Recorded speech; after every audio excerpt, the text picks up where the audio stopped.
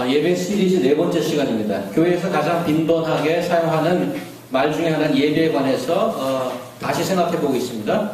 첫 시간 이사야서 1장을 통해서 예배를 정의해 보았죠. 예배란 교회나 성전 안에서 벌어지는 액티비티나 프로그램으로 정의할 수 없고 거기에 결코 제한되어 있지 않은 것을 보았습니다. 예배란 프로그램이 아니고 하나님 말씀에 순종하여서 하나님을 사랑하고 이웃을 사랑하는 전인적인 the whole life of yours. That is worship.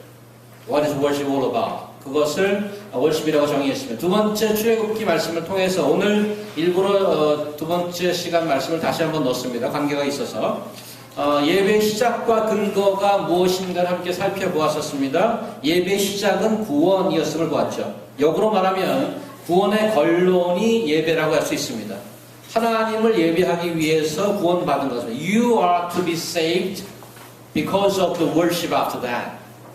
그래서 하나님께서는 이스라엘을 구원하고 난 후에 그들이 하나님을 예배할 것을 예언하셨고 그것을 sign, 즉 표시라고 말씀하셨습니다. 무슨 표시가 된가요? 하나님을 예배하는 것이 우리가 구원받은 표시가 되는 것이죠. 고로 예배의 시작과 근거는 구원입니다. 지난주 세 번째 요한복음 4장 말씀에서는 예수님과 수가성 여인, 사마리아 여인 사이의 대화를 살펴보았었죠. 대화 중에 이슈 하나가 Where to worship God? Where is the place? Where is the right place to worship God? 그래서 장소에 대한 이슈가 있었습니다. 유대인들은 It got to be Jerusalem. 그 다음에 사마리아 사람 No. It should be in the Mount Gerizim. 그래서 그리심산이라고 그러고 유대 사람들은 예루살렘이라고 하고 그래서 장소를 가지고 예배 정통성 싸움을 하는 것입니다. 누가 어디서 드려야 예배를 드리는 것인가? 구약 시절의 장막이나 태버나클이죠. 장막이나 성전은 하나님의 임재의 상징이었습니다. That was the sign of God's presence. So when you see the building, the God's temple or the tabernacle, and people recognize, oh, there is the presence of God. 그런 상징이었죠. 자기 죄 사함을 위해서 성전이나 장막에 나와서 하나님께 제사를 드리고 또 하나님의 말씀을 들으러 나오는 하나님과의 특별한 만남 장소가 성전이었고 장막이었습니다. 더욱이 장막이나 성전을 하나님께서 이렇게 지어야 된다라고 디테일드 플랜을 준 그런 명령의 결과였죠. 하지만 하나님의 더 큰 계획 아래서는 그런 것들은 상징이고 그림자였습니다. That was only nothing more than shadow and sign. 그림자는 뭐가 있어요? It got to be reality. 실체가 있습니다. 성전, 장막, 하나님의 임재 이런 것들이 상징하는 실체는 예수 그리스도입니다. 예수 그리스도의 죽음과 부활로 구약에 그렇게 오랫동안 얘기했던 모든 약속과 상징이 that has been accomplished. 다 성취되었습니다. 우리가 하나님을 온전히 만날 수 있는 길은 그래서 it only by and through Christ. 예수님을 표현하는 표현 중에 모퉁이 돌이라는 cornerstone. That's one way of expressing who Jesus is. He is the cornerstone. Cornerstone has to do with some building. 그렇게 cornerstone이라고 비유하는 이유는 예수님의 부활로 그분이 He supposed to be the reality of what was signified by the building, the temple. 템플이 상징하는 것은 사실은 실체는 뭐였다? 예수 그리스도였다는 것을 보여주는 것입니다. 그런 의미에서 예수님 자신이 He himself is the presence of God. He himself is the place where you and I can meet the gods. And He is the way through to God. 자, 오늘은 로마서 말씀을 통해서 예배의 본질과 내용적인 컨텐츠 면을 조금 더 들어가 보도록 하겠습니다.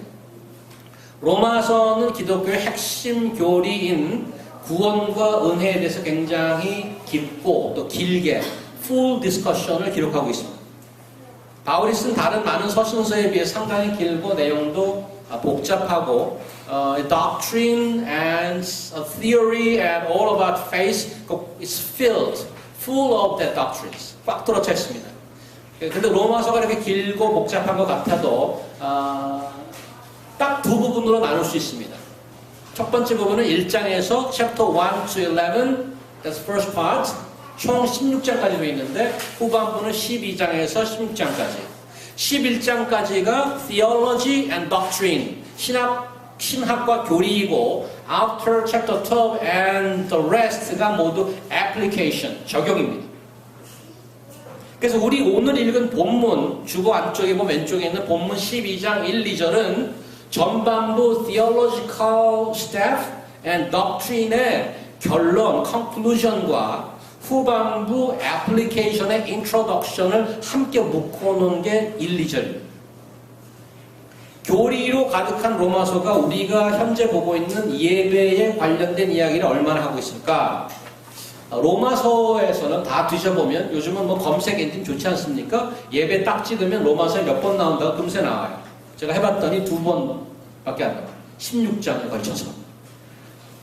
그래서 그 중에 오늘 한 번이 오늘 우리 본문입니다. 영적 예배란 말이 나오죠.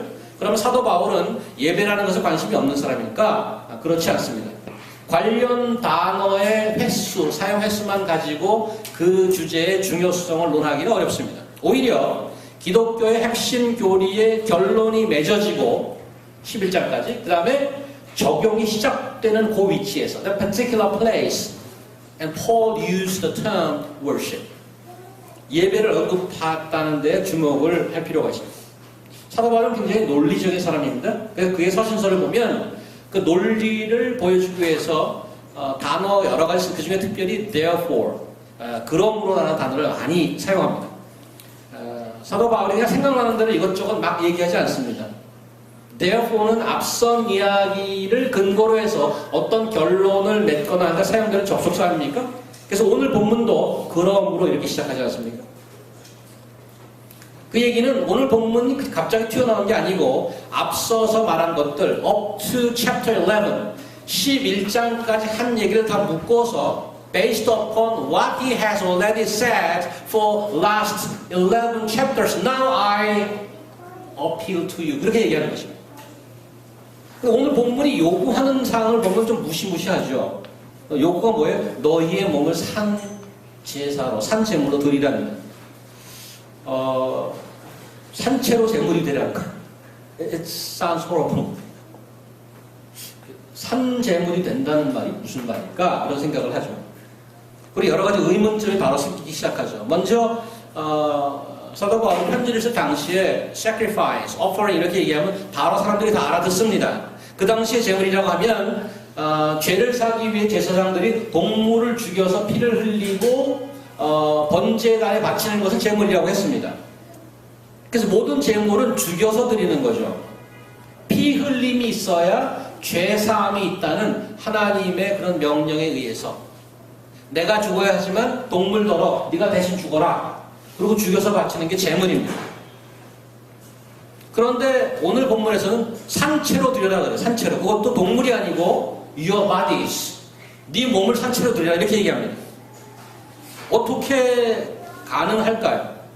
어떻게 하는 것이 산 제물로 드리라는 말일까? 그 다음 두 번째 의문점 우리가 알고 있는 그리스도의 십자가에 대한 이해입니다.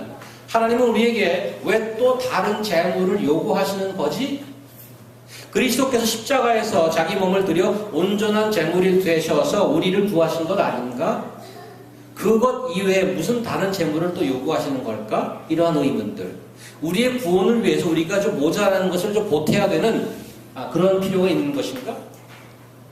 먼저 두 번째 의문에 대해서 지금 제가 얘기했던 의문점은 절대 그런 의미의 제물이 아니라는 것을 먼저 말씀드립니다. 여기서 말하는 제물, 예배는 우리가 무엇을 얻어내기 위한 수단이나 모자라는 것을 채우기 위해서 나온 게 아니고 그런 요구는 어떠한 조건이 아니고 결과와 반응으로서의 제물이란 말이죠. 무엇에 대한 반응? 그게 1절이죠. 내가 하나님의 모든 자비하심으로 너희에게 구하는 based upon the whole mercies of God, let me appeal to you.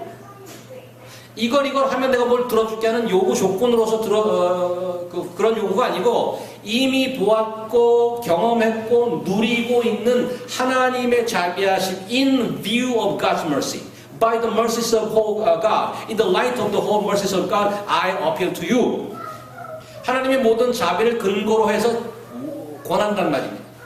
그래서 이미 받은 은혜에 대한 감사의 제물이라고 할 수 있어요. 뭘 얻어내면 조건의 제물이 아니고요. 1장부터 11장까지가 그 하나님의 자비와 은혜에 관한 얘기를 쓴 것입니다. 그 이야기를 다 하고 나서 이제 어떻게 살아야겠는가를 말씀하는 것이죠. 그래서 오늘 therefore, 이 therefore는 11장 전체를 결론 짓는 big therefore라고 할 수 있습니다. 그 therefore를 좀 풀어서 설명하겠습니다. 그 하나님의 자비와 은혜가 뭔지, 그 내용이 뭔지 11장까지를 다 써머리하기 쉽지 않죠. 몇 가지 중요한 얘기를 하면 이런 거죠. 하나님께서 우리를 사랑하셔서 우리가 죄인 되었을 때 그리스도를 보내셔서 죽게 하시고 우리를 의롭다고 칭하셨으므로 이제 세상 어떠한 고난과 어려움과 박해도 죽음도 천사도 우리를 하나님의 사랑으로부터 끊을 수 없으므로 그러므로 이제 어떻게 살아야 되겠는가? That therefore 아들을 아끼지 아니하시고 우리에게 내어주시니가 무슨 다른 거를 더 안 주시겠느냐? 그러므로 therefore 이제 어떻게 살아야겠느냐? 이 말입니다. 답은 뭐죠? 어떻게 살아야 된다고요? 오늘 본문에 보면 잘 살아야 된다, 부지런해야지, 정신 차려라, 꼭 성공해야 된다, 이렇게 살아야 된다고 얘기합니까? 이런 식으로 말하지 말고, 이런 식으로 말하지 않고 너희 몸을 산제사로 드리라입니다. That is a pleasing worship to God. 그것이 하나님이 기뻐하시는 예배다, 이렇게 얘기하고 있어요. 그래서 하나님의 베풀어 주신 자비와 은혜와 구원에 반응하는 삶을 예배, 이렇게 표현하고 있어요. 근데 이것은 새로운 얘기가 아니라는 것이죠. 오늘 주보에 조금 전에 얘기했지만 두 번째 말씀의 출애굽기 본문을 다시 올려드렸는데 그 이유를 여러분들이 지금 눈치를 채셔야 됩니다. By this time. 공간이 남아서 놓은 게 아니죠.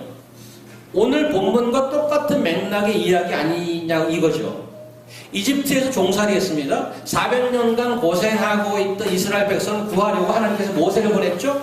그리고 하는 말이 너희가 이집트에서 나온 후에 심지어 제가 밑줄까지 보서 뭐라고? 두꺼운 글씨로 백성을 애굽에서 인도한 후에 너희가 이 산에서 하나님을 뭐하리? 섬기리라. 이것은 worship이라는 뜻도 같습니다. 하나님을 예배하리라. 그래서 구원 이후의 삶이 예배라는 것을 분명히 이미 얘기해주고 있습니다. 그것이 성취가 19장 아니에요? 서정자매가 오늘 읽어주셨죠? 실제로 시내산에 이스라엘 백성이 모였을 때 그 예배가 무엇인지 조금 더 자세히 드러나죠. 이제 자유의 몸이 되었으니까 행복하게 잘 살아. 또 보자. 이렇게 얘기하지 않고 내 말을 잘 듣고 언약을 지키면 내 소유가 되고 내 제사장 나라가 되고 거룩한 백성이 될 것이다. That is the content of your worship. 하나님 나라에서의 자유는 막 사는 것이 아니고 분명한 목적이 생기는 삶을 예배랍니다.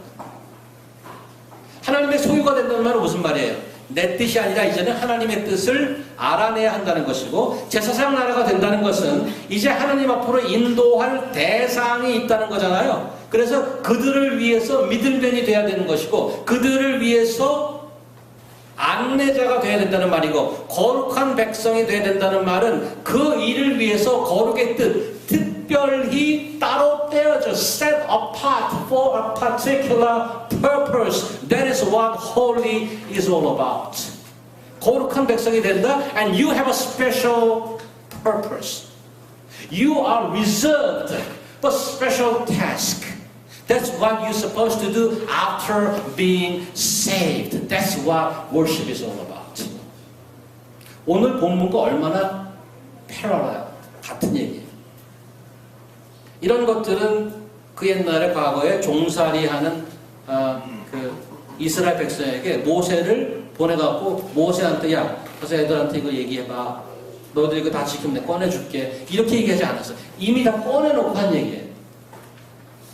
오늘 본문도 마찬가지죠. 이런 요구를 로마서의 요구가 1장에 나오잖아요. It's in chapter 12. 11장까지 얘기 다 하고 나서 그런 자비와 은혜와 사랑을 받은 자들이 살아가야 하는 삶을 지금 사도 바울은 예배의 삶으로 얘기하고 있다 이거죠. 자, 그럼 오늘 본문이 말씀하시는 하나님이 기뻐하시는 예배, 즉 우리 몸을 산 제물로 드리라는 그 말의 뜻을 조금 더 들어가 볼게요. Let's go a little bit deeper. 그 설명이 2절이잖아요. 뭐라고 설명하냐면 이것도 그렇게 만만치는 않아요. 너희는 이 세대를 본받지 말고 오직 마음을 새롭게 함으로 변화를 받아 하나님의 선하시고 기뻐하시고 온전하신 뜻이 무엇인지를 분별하도록 하라. 일단 네거티브로 시작하죠. Do not be conformed to the pattern of this world. conform, con이라는 말 together, same 이런 뜻이야. conform, form을 따라가지 말래요. There's a lot of forms. 우리나라 말에 야 자식아 폼 잡지 좀 마. 그 말이 어디서 나오지 않았나 싶어요. Do not be conformed to the pattern of this world. 이 땅에서 만들어가는 그 폼, 그 패턴을 따라가지 말래요. 이 세상에서 따라가서 하나님 기뻐하실 게 하나도 없다는, 배울 게 없다는 얘기예요. 그러면 어떻게 해요? 마음을 새롭게 하래요. Do not be conformed to the pattern of this world, but be transformed. 여기도 form이란 말이 나와요. Transform. Do not be conformed to this pattern, but transform. Change your form.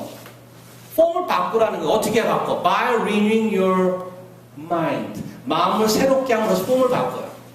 폼만 바꾸는 게 목표가 아니에요. 목표는 따로 있죠. 마음을 새롭게 해서 폼을 바꿔. 트랜스폼 되는 그 목표가 뭐예요? 여기 뭐라고 나왔어요? 2절 마지막에 하나님의 뜻이 무엇인지를 분별하도록 하라. That's how. 하나님께서 기뻐하시는 예배, 나를 산제물로 드리는 일에 필요한 것을 그냥 무엇을 내가 하겠습니다. 나를 보내주시옵소서 다 달려드는 게 아니고 하나님의 뜻이 무엇인지를 discern what the pleasing and holy will of God. 어떻게 해야지 하나님의 뜻을 분별할 수 있어요? 마음을 새롭게 해. It sounds very conceptual. 하나님의 기뻐하시는 뜻을 알려면 오늘 지금 19장, 출애굽기 19장 보시면 뭐라고? 제일 먼저 할 일이 세계가 내게 속하였으면 5절 너희가 내 말을 잘 듣고 You have to listen first. 하나님의 말씀을 제일 먼저 잘 듣는 게 우선 돼요. 그래야 뜻을 알지. 그 말씀을 듣는 일이에요. 하나님이 기뻐하시는 예배의 첫 번째 해야 될 일이 그분의 말씀을 듣는 거란 말이에요. 오늘 다시 로마서 12장 1절에 가서 오해의 소지가 있을 만한 두 단어를 클래리파이 하려고 합니다. 첫 번째 단어는 영적 예배라는 말, spiritual worship. 그 다음에 renewal of mind, 마음을 새롭게 한다는 그 두 가지인데요. 먼저 영적 예배라는 말. 영어로는 spiritual worship이라고 번역을 했는데 spirit, 영, 성령이라는 뜻의 원어는 여러분들 설교 많이 들어서 혹시 아시지 않습니까? 그릭 원어가 뭐죠? spirit의 그릭 원어. 주워 들은 얘기 좀 해보세요. 스피릿의 그릭 푸뉴마 그래. 푸뉴마 히브리 말로는 루하. 그리고 근데 오늘 사실 이 단어에 해당하는 스피리추얼한 단어에 그릭 원어에 푸뉴마라는 말을 쓰고 있지 않아요. 번역이 깔끔하지 않은 거죠. 원래 무슨 말을 쓰고 있냐면 푸뉴마 대신 로기코스라는 말이죠. 로기코스. 어디 들어본 단어 아니에요? 로기코스. 로기코스는 우리가 잘 아는 로고스라는 말에서 파생된 단어예요. 로고스. 로고스는 무슨 말이죠? 로고스. 로고스 말씀이잖아요. 요한복음 1장 태초에 말씀이 있었으니 There was a logos. 하나님은 말씀이시고 하나님과 함께 계셨고 That's logos입니다. 그래서 로기코스라는 말은 무슨 말인가 하면 말씀이나 논리에 속해 있는 belonging to the sphere of the word or reason 이런 뜻입니다. 그래서 논리적으로 충분히 이해하고 동의하고 따라가는 그런 뜻이 숨어 있습니다. 그래서 다시 번역하면 spiritual worship보다는 reasonable worship 혹은 understanding worship이라고 하는 게 더 원어에 가깝다는 말이죠. 그래서 킹 제임스 버전에 보면 거기는 이 부분을 영적 예배라고 번역하고 있지 않고 reasonable service라고 얘기하고 있습니다. reasonable service. 그리고 우리나라 번역에도 새 번역에 보면 영적 예배라고 되어 있지 않고 합당한 예배 이렇게 번역하고 있는데 이 번역자들은 원어에 충실하고 애쓰는 것입니다. 이게 왜 중요한가 하면 영적 예배라고 듣는 순간 우리는 늘 영적으로 해석하려고 그러거든요. 거기다가 마음을 새롭게 하라는 그 단어까지 더해져서 이게 무슨 주님이 기뻐하시는 예배는 뭐 내부적으로 어떤 something mysterious must be happening 그래서 무슨 다른 나라로 여행을 떠나는 듯한 그런 걸로 오해한단 말이죠. 하나님 이름으로 모인다는 여러 모임들이 있는데 어서 얼마나 어처구니 없는 일이 벌어지는지 모르는데 이러한 잘못된 해석 때문에 그렇습니다. 그러면 다시 그럼 우리 몸을 산제사로 산제물로 바치자는 말 어떻게 하라는 말이냐? 로마서를 쓴 사도 바울이 다른 데서는 어떻게 썼나를 좀 볼 필요가 있는데 15장을 한번 보겠습니다. 스크린을 한번 보시면 로마서 15장을 한번 보겠습니다. 로마서가 거의 끝날 부분에 이런 얘기를 사도 바울이 쓰고 있는데 잘 들어보십시오.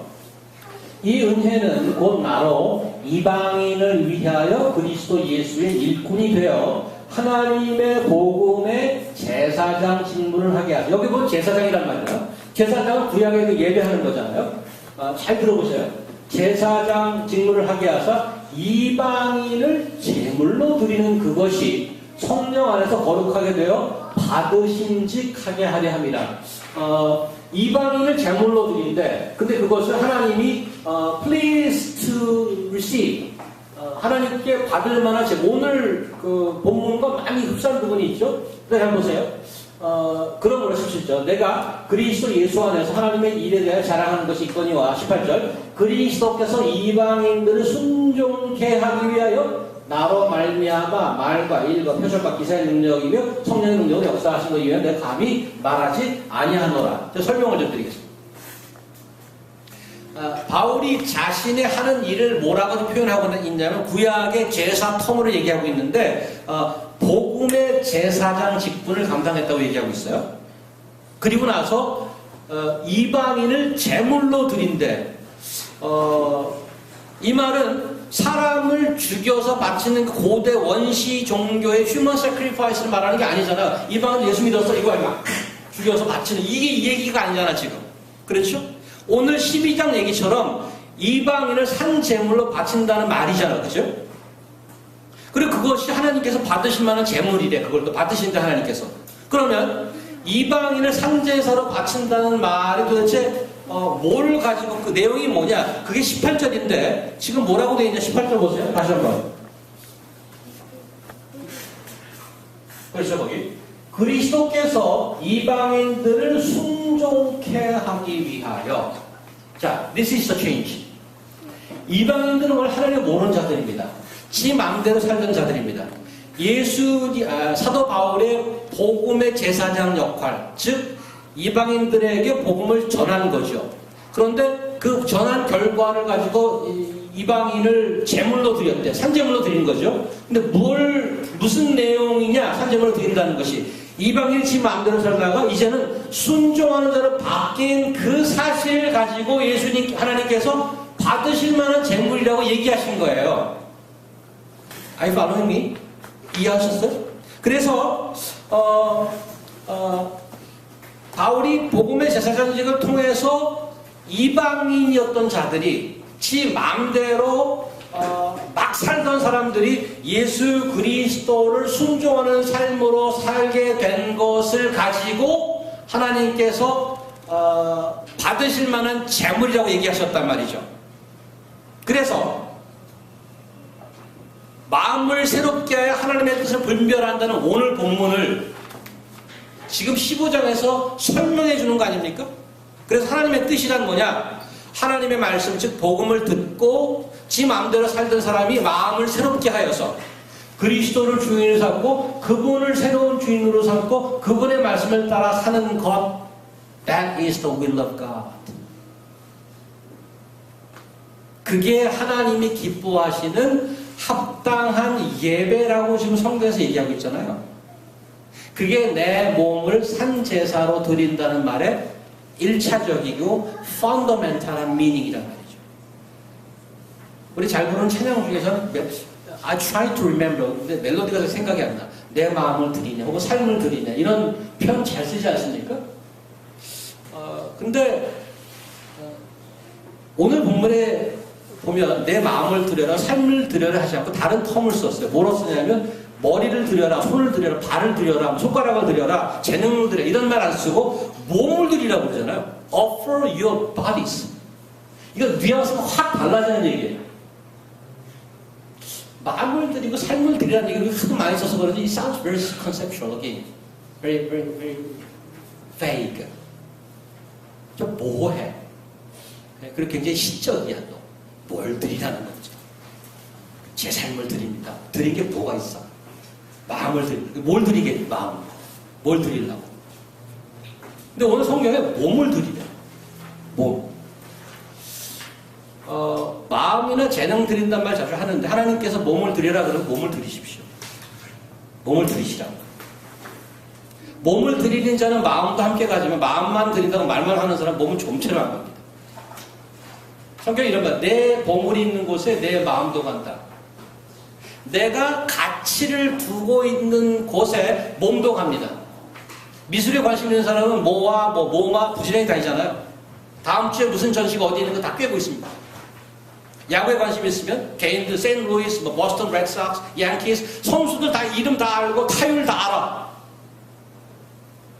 투수들 ERA 다 알아. 꿰고 있어. 부지런히 경기 스케줄 갖고 양키 스타디움에 가고 시티필드에 갑니다. 또 그런 스포츠나 미술 말고 밤 생활에 관심 있는 분들이 많잖아요. 해만 지면 어디 32가로 출근하시다. 몸매나 건강에 관심 있는 분들 무지하게 부지런하죠. 일주일 내내 혹은 서너 번, 너댓 번씩 새벽같이나 짐에 갑니다. 나의 가치가 있는 곳 내 몸이 간다고. 내가 가치 있다고 생각해서 내 몸이 갑니다. 여러분 하루 일주일을 가면 생각해봐. 내 몸이 어디 늘 가 있는가. That's where you worship that particular day. 그것을 worship한다. 여러분의 마음을 사로잡는 게 뭐예요? 빌립보서 2장 한번 가보세요. 빌립보서 2장.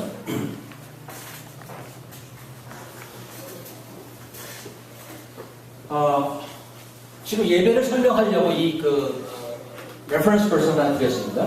똑같이 저자는 같이 사도 바울인데 사도 바울이 빌립보 교회에 서신을 쓰면서 여기 예배의 텀을 채용하고 있는데 뭐라고 설명하는지 보도록 하겠습니다. 만일 너희 믿음의 재물과 여기서 재물이라는 말 나와요. 오케이? 믿음의 재물과 봉사 위에 내가 나를 관제로 드릴지라도 나는 기뻐하고 너희 무리와 함께 기뻐하리니 이와 같이 너희도 기뻐하고 나와 함께 기뻐하라. 설명을 좀 드릴게요. 빌립보서는 옥중서신이에요. 사도 바울이 옥에 갇혔을 때 빌립보 교인들이 사도 바울을 돕기 위해서 물질적으로 돈도 보내주고 사식도 넣어주고 그렇게 굉장히 도와줬습니다. 잡히기 전부터 빌립보 교회가 유일하게 바울을 도와주었던 그런 교회입니다. 그래서 빌립보서는 사도 바울이 빌립보 교인들에게 거기에 대한 감사 편지로 드리는 것인데 복음 사역을 위해서 빌립보 교인들이 사도 바울을 실제적으로 도운 일을 가지고 사도 바울은 뭐라고 그런가 하면 너희 믿음의 재물과 섬김이라는 표현을 썼어요. 4장 18절 한 번 더 보겠습니다. 보이죠? 내게는 모든 것이 있고 또 풍부한지라. 지금 이 표현은 뭔가 하면 그들이 헌금한 거 가지고 이렇게 얘기하고 있어요. 에바브로디도 편에 너희에 준 것을 받음으로 내가 풍족하니 이는 받으실 만한 향기로운 재물이다. This is Old Testament term. 하나님께서 그런 얘기 하잖아요. 동물을 바쳐서 번제로 하면 그 번제가 It is pleasing aroma to him 이런 표현을 씁니다. 하나님께서 그 향을 기뻐하신다. 그 텀을 속에서 향기로운 재물이고 하나님을 기쁘시게 한 것이라.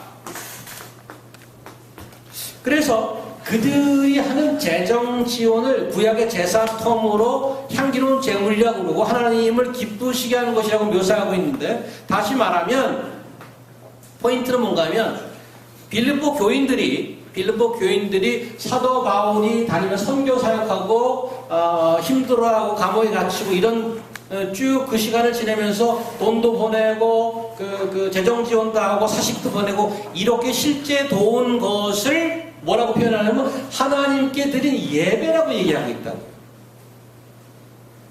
또 하나 빌립보 교인들이 했던 것은 사도 바울을 돕기 위해서 돈만 버는 것이 아니라 자기들의 담임 목사님인 에바브로디도를 보냈어요. 그 에바브로디도가 바울을 돕다가 병에 걸려서 죽을 뻔했어요. 그 표현을 여기 2장, 빌립보서 2장에 이렇게 쓰고 있어요. 저는 여기 에바브로디도, 저가 그리스도의 일을 위하여 죽기에 이르러도 자기 목숨을 돌보지 않는 것은 나를 섬기는 너희의 일. 아까 얘기했던 믿음의 재물과 섬김이죠. 믿음의 재물과 섬김을 여기 너희의 일에 부족함을 채우려 함이라. 그러니까 에바브로디도가 했던 거, what Epaphroditus did was a part of their offering. So he himself did was a part of his offering, their offering. 무슨 말인가 하면 에바브로디도의 봉사도 재물이라고 얘기하고 있는데, 에바브로디는 뭐 했어? 몸 썼어요. 몸 썼다. 몸을 가서 힘들게 봉사하고 도와주다가 죽을 병까지, 물론 나중에 좀 고쳐졌는데, 그 몸을 드리는 그 봉사를 가지고 사도 바울은 향기로운 재물이라고 얘기하고 있단 말이죠. 그래서 원래 제사, 섬김 이런 단어는 구약에서는 성전 안에서만 벌어지는 그 제사장의 하는 액티비티를 표현할 때 사용하는 말인데, 신약에 넘어오면서 그 의미가 확장되고 있습니다. 많은 부분에 다른 사람의 필요를, 공동체 안에서 다른 사람의 필요를 돕는 액티비티, 실제로 돕는 일을 가지고 신약에서는 그걸 재물이라고 표현하더라 이거죠. 그것을 예배라고 그런다 이거죠. 굉장히 현실적이고 필요한 얘기 아닙니까? 성경은 이걸 예배라고 하는데 하나님이 이런 예배를 기뻐하시더라 이렇게. 또 한 가지 주목할 단어가 있는데, 오늘 거룩한이란 단어입니다. 오늘 1절 다시 보면, 형제들아 내가 하나님의 모든 자비하심으로 너희를 권하노니 너희 몸을 하나님이 기뻐하시는 거룩한 산제물로 드리라. 거룩한이라는 표현이 있어요. 너무 많이 쓰죠 교회에서는. 거룩이라는 단어는 가운 입고 목욕제게 하고 여자분들은 머리에 스카프 쓰고 아주 단정하게 하고 이러한 표현보다는 원뜻은 다른 데 있어요. 자주 설명을 들으셨다시피 거룩이란 말의 뜻은 따로 떼어 놓다라는 뜻이에요. Set apart for and to something else. 그게 거룩이란 말의 뜻이란 말입니다. 특별한 목적을 위해 따로 떼어놨다. 거룩한 산제물이란 뭐예요? 막 뭘 드리는 게 아니라 특별한 목적을 위해서 따로 떼어놨다는 말이에요. 집중적으로 한 곳에 몸을 드린다는 말이죠. 한 곳에 집중적으로 몸을 드린다는 말이 갖고 있는 임플리케이션은 다른 데는 안 드린다는 말이죠. 여기에 드리면 가야 할 곳이 있다는 얘기는 가지 말아야 할 곳이 있다는 것을 의미합니다. 몸을 드린다는 거, 내가 평소에 보고 싶은 거 이것 보고 저것 보고 3시간 아이폰 보고 3시간 인터넷 보고, 이제 너희의 몸을 하나님의 몸, 하나님이 보고자 하는 그곳을 바라보고, 내가 듣고 싶은 거 다 듣고 귀에 헤드폰 끼고 6시간 동안 듣고 있잖아요. 근데 이제는 거룩한 상제물로 드리려면 그것을 드려야 되는 거. Because you are reserved particular place, particular purpose. You are to hear and see and touch for something very special, reserved for you. 내가 늘 가는 곳이 있어. 5시간씩 하루에 거길 가서 스펜드해. 이제 거룩한 산제사 드리려면 거기에 발을 끊고 다른 곳에 가야 된다는 말이에요. 내가 만지지 말아야 할 것을 늘 만지고 있었어. 이 손을 떼고 이것을 만져야 된단 말이에요. 이것을. 그냥 친구가 있고 여자친구가 있어요. 그 말의 차이는 설명할 필요가 없죠. 남자들이 내 친구야, 내 여친이야. 이 차이는 엄청납니다. 그냥 친구는 공존할 수 있는데 여자친구가 생기는 순간 다른 여자친구가 생기는 것을 허락하지 않습니다. 왜 그렇죠?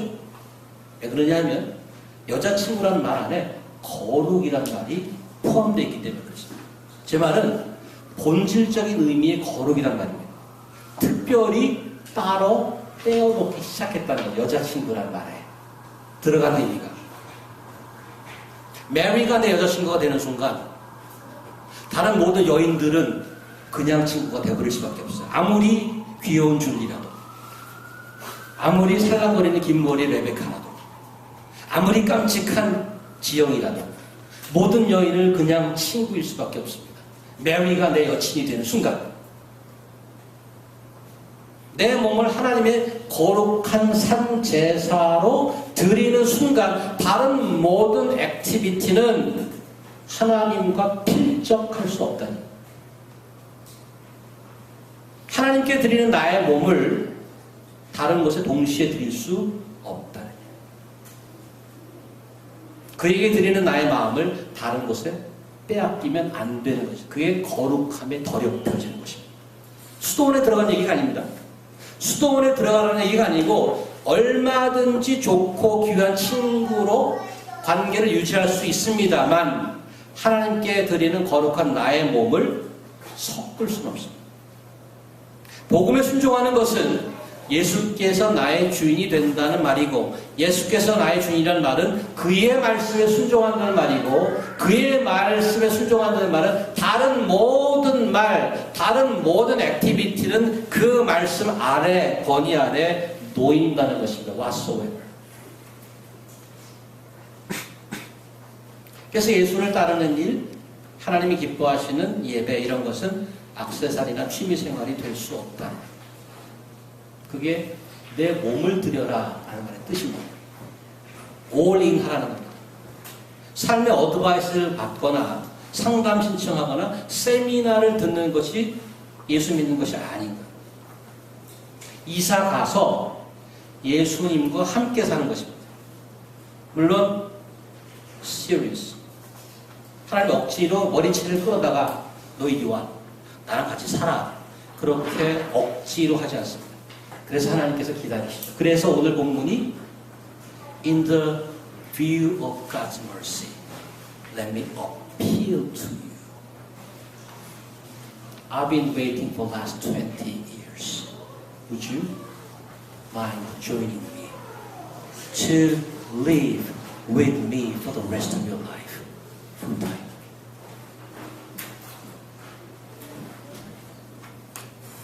여러분과 저는 가끔씩 방문하고 놀다 갈지언정 하나님께서는 풀타임으로 우리가 함께 살기를 기다리고 있습니다. 지금도. 하나님께 헌신을 격려하는 절친이 있었습니다. 돼지와 닭인데요.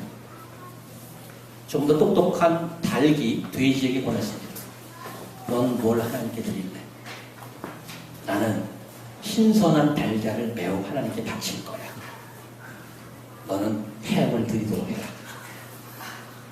돼지가 그것도 좋은 생각이네. 근데 내가 햄을 드리려고 하면 난 죽어야 되는 거 아니야? 넌 달걀을 매일 드려도 넌 살아있잖아.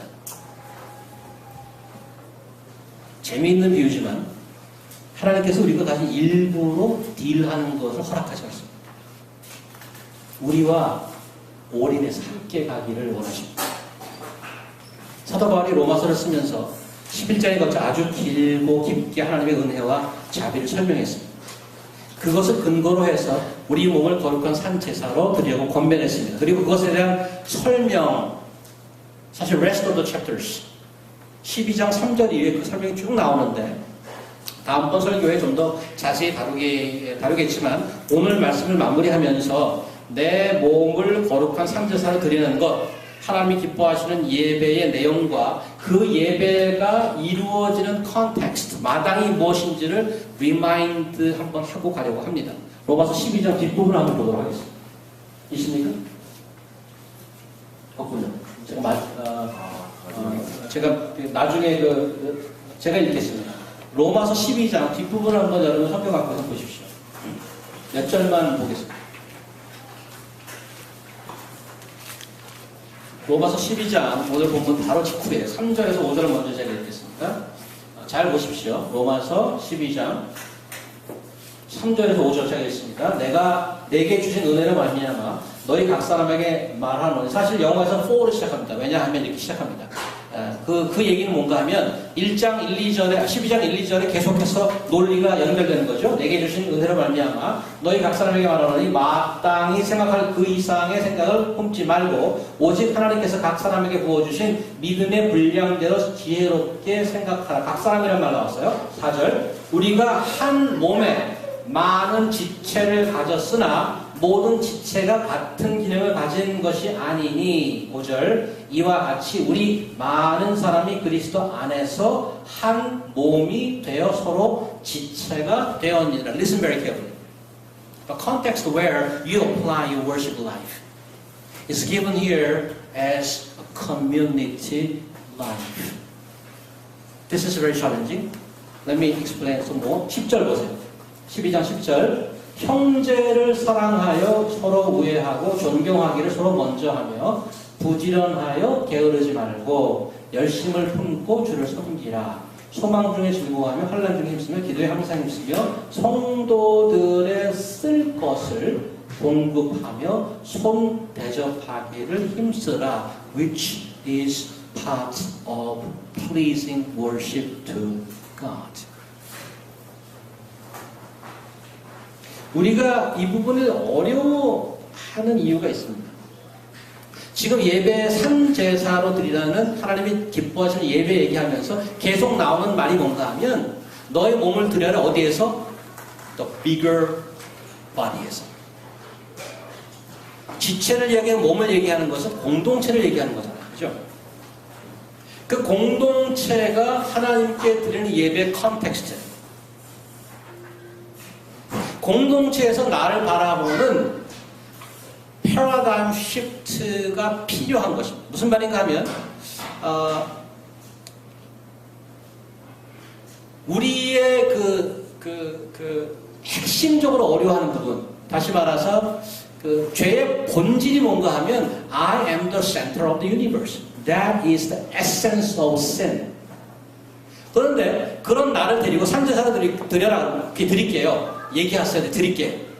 No. 지난날 때 go to and be a part of community. 내가 공동체 안으로 들어가라고 얘기해요. As soon as you belong to, you join the community, you are not the center of the whole universe anymore. 내가 공동체를 들어가는 순간 이제는 you are part. 그게 지체라는 얘기죠. 근데 that is the context where God is pleased. When you offer your body in the bigger body. In order to build up, encourage others to make the bigger body whole. By serving, by providing, by loving. That is what God is pleased with. 근데 그걸 제일 어려워하잖아요. 그래서 하나님이 기뻐하시는 예배는 커뮤니티 안에서 이루어진다는 그 컨셉트가 어려워요.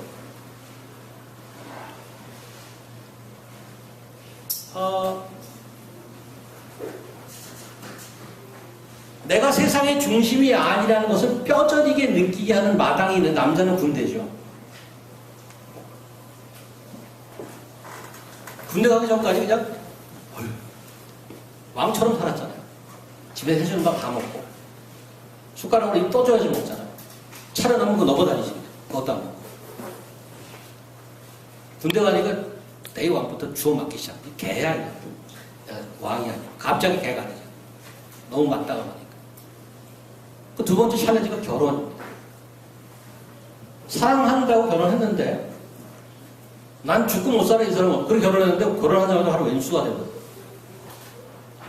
그 얘기 무엇인가 하면 내가 세상의 중심에서 커뮤니티가 되는 순간 내가 세상의 중심이 아니라는 것을 가르쳐 주시는 하나님의 트레이닝 프로그램에 들어가는 거예요. 좀 더 넓은 컨텍스트가 교회예요. 교회에 들어가서 내가 세상의 중심이 아니구나. 나는 하나님이 만들어주신 홀 바디의 파트구나. 나는 다른 사람을 섬겨야 되는구나. 그것이 예배구나. 이렇게 계속 얘기하고 있는데 그것이 너무너무 힘들어. 왜? 내 본질은 내가 늘 중심이 돼야 되기 때문에. 우리나라 통계에 3명 결혼하면 1명 남고 2명 이혼이에요.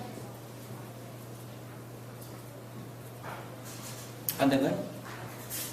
거의 반 이혼이야 요즘에. Why is it so?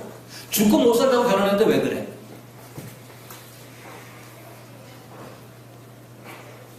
교회가 얼마나 왜 대형 교회를 선호해요? 거기는 내가 part of the community가 안 돼도 되거든. You can be spectators and feel free and comfortable. Be a part of the community makes you very uncomfortable. Requires you to offer your body, to encourage you, to establish a bigger body. Are you ready to be a part of a bigger one? 저는 교회 생활 힘들어요. 봉사하기 힘들어요. 힘들어 죽겠어요. 3가지를 한번 체크해 보시기 바랍니다. 첫 번째, 나는 하나님의 자비를 기억하고 있는가? 두 번째, 나는 아직 내가 내 생활의 온 우주의 중심이라고 생각하는가? 세 번째, 나는 주위를 돌아본 적이 있는가? 여러분 인생에 자기 얘기하라면 밤새고 얘기합니다. 내가 말이야 왕년에 요즘 이게 힘들고 저게 힘들고 밤새서 얘기할 수 있어요. 남 얘기 하나도 안 들어. 주변 무슨 돌아봐.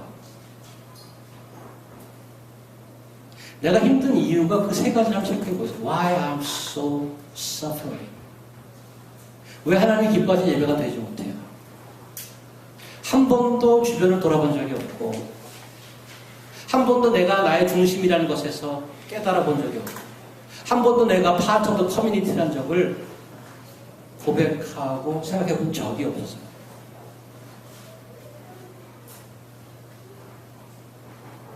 지난주인가요? 96가 스타벅스에 들어갔는데 누가 화들짝 일어나서 너무너무 날 반갑게 맞이해줘요. 그 모양이 꼬질꼬질하고 좀 볼만하더라고요. 여자분. 꼬질꼬질하고. 애는 그 둘이 2명 앉아있는 거 있잖아요. 2명 앉는 그 카트에 남자애들 둘이 앉아있는데 그 카트가 정말 꼬질꼬질 못 봐주겠어. 뭘 먹고 앉아있는데 거기 가루 다 떨어지고 막 저 바나나 그거 다 미끈미끈 그거 다 그냥 발려있고 근데 그 애들이 그러고 앉아서 우유 먹다가 질질 흘리고 쩔어 있어요, 그게. 그리고 일어나는데 얼마나 꼬질꼬질한지 몰라. 손에 무슨 기부스까지 했어. 다쳐갖고. 그것도 가운데 손가락 기부스 있으니까 잘못하면 그거 오해하겠어. 가운데 손 기부스 이렇게 돼 있잖아, 이렇게 돼 있어. 근데 일어나서, 아이고, 목사님, 그래, 줄을 서요. 아니, 애 있는데 왜 일어나냐고. 애를 봐야지. 애 울기 시작해, 엄마가 하니까. 굳이 괜찮다는데 와서 커피를 하나 뽑아서 절 주고 있어요. 제가 그걸 보면서 윤종자매 아이들 때문에 저에게 못 나온 윤종자매가 그 마음이 얼마나 hospitality 성도를 대접하는 마음이 있는지 모르겠어요. 근데 사실 안 먹는 게 더 편해 나는. 애가 울시가 제가 이제 그거를 애 우니까 흔들면서 애 달랬어요. 아니 커피 한 마셔도 되는데 이거 왜 정도 줄 서갖고 주는 또 얼마나 길지. 커피 한 잔 뽑아 굉장히 시간이 걸리고 한 잔 얻어먹어도 마음에 잔잔한 감동이. 이건 성경에 보면 하나님이 기뻐하시는 예배다 이렇게 얘기하세요. 성도에 필요한 것을 주고 주변을 돌아보는 마음. 주변을 돌아보는 마음. 최근에 자매 한 분 만났습니다. 제가 한 번도 해본 적이 없는 것을 하려고 그랬대. 그래서 옛날에 유학 시절에 같이 유학 준비를 하던 언니가 있는데 이번에 이제 서로 이제 떨어져서 공부를 하는데 이번에 감사절 때 아마 자기 뉴욕에 방문하러 온대요. 근데 복음을 전하고 싶어 하는 생각이 났대. 처음으로. For the first time in her life.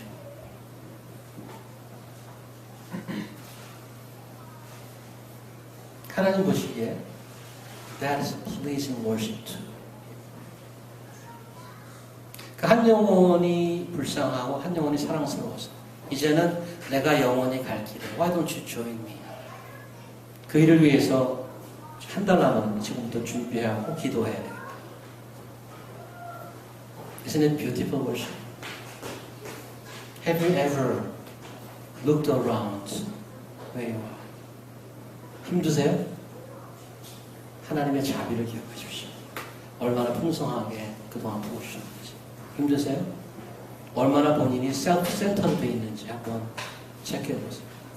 힘드십니까? 얼마나 내가 주변을 돌아보지 않았는지. There are people around you who need your hands and your body. That is pleasing worship to God. 기도하겠습니다. 하나님,